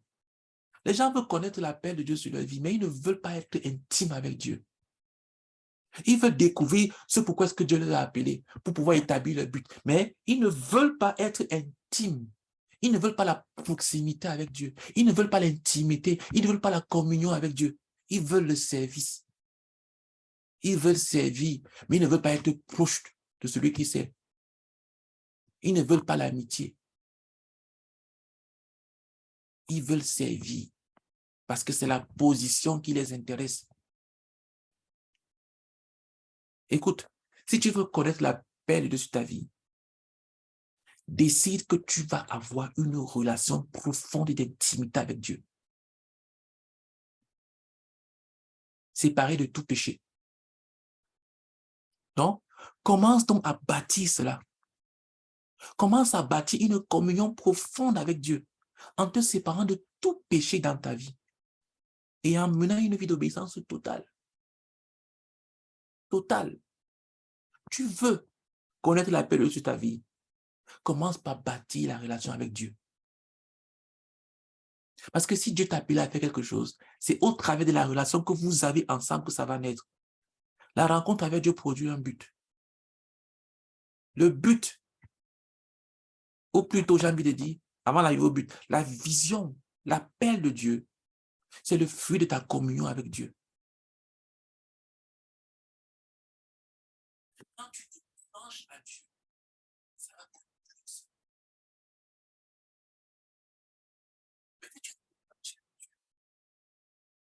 Et tu es seulement en train de servir, de travailler, de faire des choses, accomplir des choses. Tu vas passer à côté de l'appel de Dieu sur ta vie. Souviens-toi de comment tu as rencontré le Seigneur et commence à partir de là. Car Dieu ne s'améliore pas et il ne change pas ses voies. Tu as commencé avec Dieu comment? Tu peux te dire, ok, qu'est-ce que je vais faire? Commence au niveau où tu es avec Dieu. Quand Dieu t'a sauvé comment? Au travers de qui? Dans quelles circonstances tu l'as rencontré? Ne cherche pas à améliorer Dieu. Dieu ne fait pas la discontinuité. Si quelqu'un t'a conduit au Seigneur, ou alors, si tu es en train de servir quelqu'un, sers cette personne-là et sers-la réellement. Donc, commence à servir un homme et aide cette personne à accomplir l'appel de Dieu sur sa vie. C'est comme ça que Dieu va te prendre. C'est comme ça que Dieu va te prendre. Ne reste pas dans ta chambre et puis tu dis que vraiment, il faut que je découle l'appel de Dieu sur ma vie. Est-ce qu'il n'y a personne autour de toi avec qui tu peux travailler? Est-ce que tu ne connais personne qui est en train d'avancer avec Dieu? Accroche-toi. Ne viens pas ne viens pas dans la vie de quelqu'un pour l'exploiter, disant que je vais venir te servir. Dès que je vais connaître l'appel de Dieu dans ma vie, allez, hop, je me casse, je me barre, je te laisse. Tu ne vas tromper que toi-même. Tu ne vas tromper que toi-même. Mais quand tu es réellement sincère, quand tu veux réellement servir, Dieu va te placer lui-même là où tu peux servir.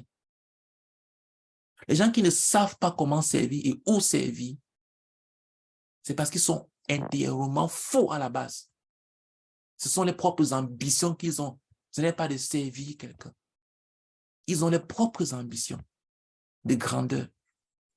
Donc, quelqu'un qui veut connaître la paix de Dieu sur sa vie, Dieu va te placer dans le ministère de quelqu'un qui est en train de poursuivre la paix de Dieu sur sa vie. Et si tu penses que tu peux servir Dieu, mais que tu ne peux pas servir un homme parce que c'est un homme comme toi, tu es en train de te séduire toi-même. Parce qu'on apprend le service à Dieu en servant l'homme. Qui est fait à son image.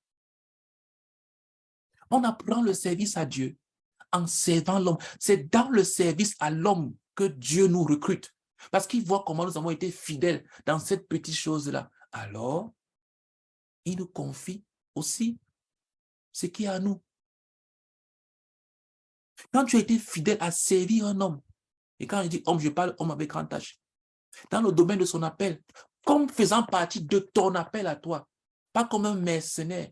Tu ne viens pas servir quelqu'un en attendant que Dieu te révèle ton appel. Tu le sais comme faisant partie, toi, de ce que tu as vu comme étant ton appel. C'est ce que j'ai dit au début. Ce que tu connais comme étant cela. Seigneur, tu m'as placé dans ce département. Tu m'as placé dans cette assemblée. Tu m'as placé dans cette église. Tu m'as placé dans ce ministère. Tu m'as placé ici, là. Tu m'as placé dans le service à ce dirigeant. Tu m'as placé dans le service à cette femme. Comment je peux faire? Qu'est-ce que je peux faire? Voilà le besoin qui est là. Je vais rencontrer ce besoin-là. Pour moi, c'est ce que je vois comme mon appel. Et je vais faire ça à la perfection. Voilà comment quelqu'un qui veut connaître son appel, qui veut entrer dans son appel, réfléchit. Mais si tu dis, OK, ça c'est son appel à lui. Il a été béni. Dieu lui a montré ce qu'il doit faire. Moi j'attends encore pour moi. Quand je saurai quel est mon appel, alors là, vraiment, tu ne connaîtras jamais ton appel. Et tu n'entreras jamais dans cet appel-là. Et les buts que tu vas accomplir, que tu vas écrire, seront du temps gaspillé. Et si Dieu t'aime, il va faire que tu échoues. Tu auras une vie chrétienne triste et misérable. Et tu vas commencer à grandir avec l'amertume et la jalousie dans le cœur, en voyant les autres réussir. Donc, commence à servir un homme. Tu bâtis ta communion avec Dieu. Et tu bâtis ta relation avec quelqu'un qui est en train de marcher avec Dieu, que Dieu t'a placé, que tu sais que tu as réellement d'aider ces personnes et qu'en aidant ces personnes-là, tu es dans ton appel d'après ce que tu penses connaître. Donc, si tu as la chorale, ne dis pas que moi je suis à la chorale en attendant que la porte des livres se met en place comme ça, parce que moi, ce que je veux vraiment faire, c'est vendre les livres. Mais en attendant, je chante d'abord la chorale. Je vais aider le dirigeant de la chorale. Mais une fois que j'aurai mon argent pour acheter mes livres, c'est ça que je veux vraiment faire, vendre les livres. C'est pas comme ça qu'on découvre son appel.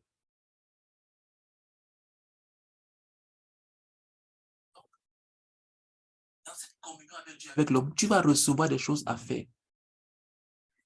Parce que comme on a dit, le but, c'est le travail. Et quand tu es dans l'environnement d'un homme qui est en train de poursuivre un but, il y a le travail autour de lui. Les gens qui poursuivent des buts, ils sont entourés du travail. Quand tu es dans l'environnement de quelqu'un et que tu peux te relaxer, c'est que celui-là, il n'est en train de rien poursuivre du tout. Mais quand tu es dans l'environnement de quelqu'un qui est mu par une vision, qui a un but qui le motive, je t'assure, tu vas voir le travail autour de lui. Si tu ne vois rien à faire autour de lui, soit il n'est en train d'aller nulle part, soit c'est toi qui ne vas nulle part, qui est là inutile, tu es une plaie à côté de lui. Mais quand tu as un bon cœur, un cœur correct, je t'assure, et que tu te trouves dans l'environnement de quelqu'un qui poursuit quelque chose, tu vas voir le travail. Il y aura toujours quelque chose à faire. Et c'est pour ça qu'on dit ici là, que tu vas donc recevoir des choses à faire. Et à partir de là, tu pourras établir tes buts. C'est comme ça que l'on fait. Et c'est comme ça qu'on entre dans la paix de Dieu sur sa vie. Tu te branches à quelqu'un, sachant que je ne me branche pas comme un mercenaire, mais je fais partie de cette personne-là. Je ne viens pas profiter, non. Il y a un sens d'appartenance à cette personne-là. Et Dieu lui-même va t'arranger. Il va venir un moment où tu vas faire du progrès. Et puis après, à un moment donné, Dieu va t'enlever. Il va te placer à un autre niveau, selon sa volonté à lui. À lui, Dieu. OK. Donc, une fois que tu es dans l'environnement de quelqu'un, une fois que tu t'es placé dans un département, dans un service à un homme, une fois que tu as vu le travail qu'il a fait, écris-le. Mets-le pas écrit.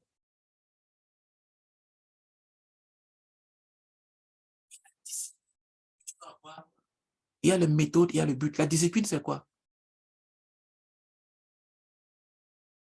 C'est comment est-ce que tu dois exécuter ce but-là? Donc, mets-le pas écrit. Et à partir du but que tu as comme travail, déduis quelle est la méthode convenable pour pouvoir l'exécuter. Et comme on l'a dit, tu as besoin d'être branché à Dieu. Parce que quand Dieu appelle à un but, il a sa méthode. Dieu ne t'appelle pas à un but pour que toi, tu ailles faire ce but-là avec ta méthode à toi. C'est pour ça qu'il faut rester branché. Tu as besoin d'être connecté à Dieu 24 heures sur 24, 7 jours sur 7, chaque année, chaque mois. Donc, avec le but, tu vas savoir que voilà comment est-ce que Dieu veut que j'accomplisse cela. Et à partir de cela, la méthode, tu vas établir une discipline. Je vais lire ma Bible 4 fois cette année-ci. Donc, quelle est ma méthode? Peut-être qu'il faut que je lise 12 chapitres de la Bible chaque jour. Ça, c'est la méthode. Lire 12 chapitres de la Bible chaque jour. Quelle est ma discipline? C'est que avant de manger le matin, je dois lire au moins 4 chapitres de ma Bible. Je me discipline. Si je n'ai pas lu 4 chapitres, je ne mange pas. Avant de manger à midi, je dois lire au moins 4 chapitres de ma Bible. Et avant de manger le soir, je dois lire au moins 4 chapitres de ma Bible. Comme je sais que je vais manger tous les jours. Donc, tu as le but. À partir du but, tu définis la méthode. À partir de la méthode, tu définis la discipline que nous avons appelé le prix à payer, à mettre en place. Si tu n'es pas prêt à refuser de manger tant que tu n'as pas lu les 4 chapitres, ça veut dire que ton but, tu n'es pas sérieux. Tu n'as pas le fardeau. Tu ne veux pas vraiment réussir. Et il faut que quand tu vas écrire ton but, c'est-à-dire ce que tu as reçu dans ce travail, dans cette communion, comme nous avons dit, je ne veux pas revenir dessus à cause du temps. Mais quand tu vas le mettre par écrit, il faut que ce soit clair et spécifique. Ce que tu veux faire dans ton service à l'homme, dans ton service à Dieu, dans ton service dans l'Église, dans ton service dans le ministère. Les dons que nous avons reçus, c'est pour l'édification du corps, ce n'est pas pour nous-mêmes. Dieu ne t'a pas rendu ce que tu es. Ou il ne t'a pas donné les dons et talents que tu as. Pour ta grandeur. C'est pour l'édification de son corps.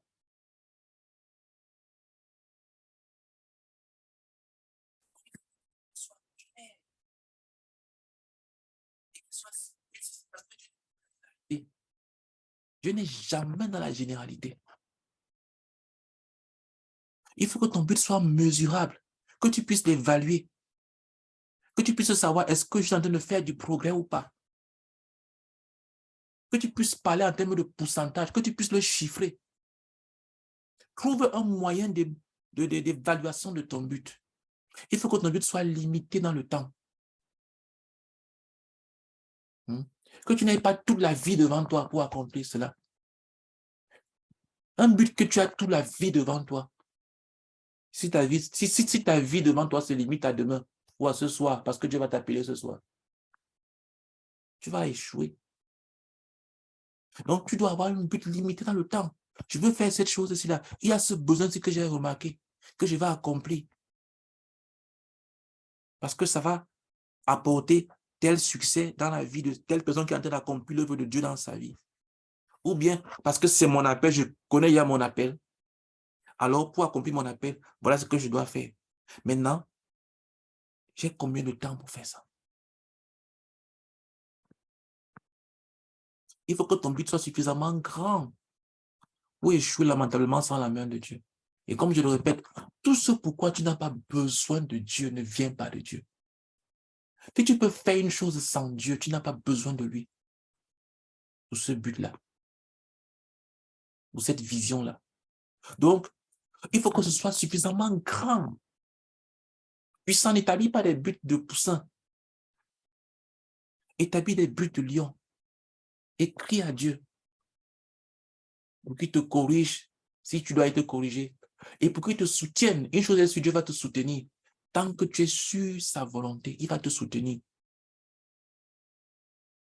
Maintenant, un plan d'exécution, c'est-à-dire la méthode, il faut également qu'elle soit aussi claire et spécifique. Il faut que lorsqu'on voit ton plan d'exécution, c'est-à-dire comment est-ce que tu planifies d'accomplir, que l'on puisse savoir ce que tu cherches à faire, que l'on puisse connaître ton but.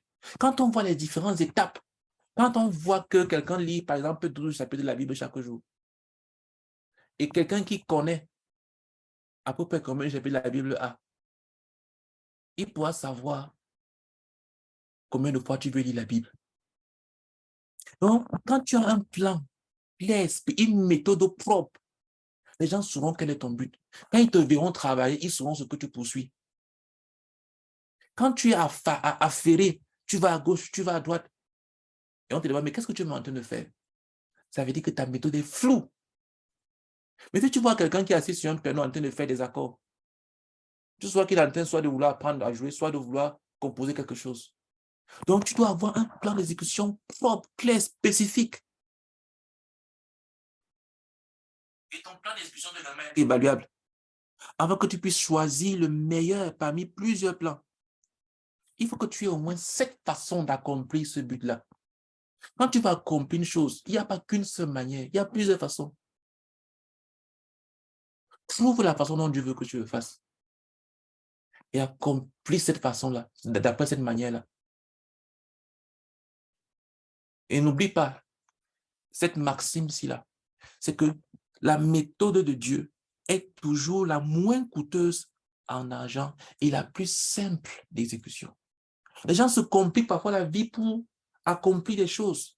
Écoute, lorsque Dieu te conduit, ce sera la solution toujours la moins coûteuse en argent et aussi la plus simple. Je n'ai pas dit facile, mais je dis simple. C'est-à-dire facile à comprendre si tu veux, mais pas facile à faire. Ça peut être difficile à faire, mais simple. Par exemple, on peut te demander de te lever tous les jours à 2 heures du matin. C'est simple. J'ai juste à me réveiller, je me lève. Mais est-ce que c'est facile? Donc, la méthode de Dieu est la moins coûteuse et la plus simple. Quand ça commence à être compliqué, que toi-même tu ne comprends plus bien de ce que tu es en train de faire, ce n'est pas la méthode de Dieu. Dieu parle toujours comme si... C'est pour ça qu'il a dit qu'on a besoin d'être comme des enfants pour pouvoir entrer dans le royaume des cieux. Parce que l'évangile est simple. Les caractéristiques de ton plan de discipline, quand tu veux te discipliner à payer le prix qu'il faut, il faut également que ce soit aussi clair et spécifique. Il faut que lorsque les gens te voient travailler, quand les gens examinent ta discipline, qu'on puisse savoir si oui ou non tu vas réussir. Quand on voit quelqu'un qui est en train de donner son tout, il met tout en œuvre. Quand on voit tes priorités, on peut savoir si tu vas réussir ou si tu vas échouer. On peut le savoir.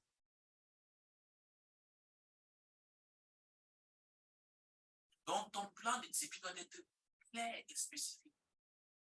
Il faut que ce soit en accord avec ta personnalité et ton caractère. C'est-à-dire, ne cherche pas à imiter la discipline des autres. Ne cherche pas à faire comme telle autre personne, alors que ton corps ne le peut pas. Lui, ça fait 10 ans qu'il est formé à ça. Et toi, tu veux commencer le premier jour comme lui. Accorde-toi selon ton niveau d'équivalence et selon ton potentiel à toi. On n'a pas tous les mêmes potentiels. Il y a des gens qui ont la capacité de se réveiller très vite, très tôt. Même si le corps est adaptable. Mais on n'a pas tous la même morphologie. Il y a des corps qui sont beaucoup plus forts que d'autres corps. Donc, adapte ta discipline à toi. Et il faut qu'il y ait absolument le compte rendu. Tout ce il n'y a pas de compte rendu, on a laissé d'échouer. Le compte rendu, c'est la base fondamentale pour le succès. Tout ce qui n'est pas en train, on n'est pas en train d'être suivi, tout ce qui n'est pas suivi va échouer.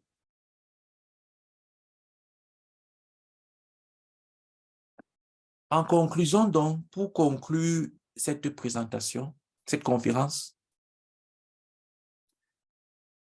on rappelle le but, c'est le quoi, la méthode, c'est le comment, la discipline, c'est le pourquoi. Mais comme on a dit, avant d'arriver à ça, le but s'inscrit dans l'appel de Dieu sur ta vie. Mais une fois que tu l'as, alors, quel est le travail à faire? Ça, c'est le quoi. Comment est-ce que tu vas faire ce travail? Ça, c'est la méthode. Et quel sera ton prix à payer? Ça, c'est le pourquoi.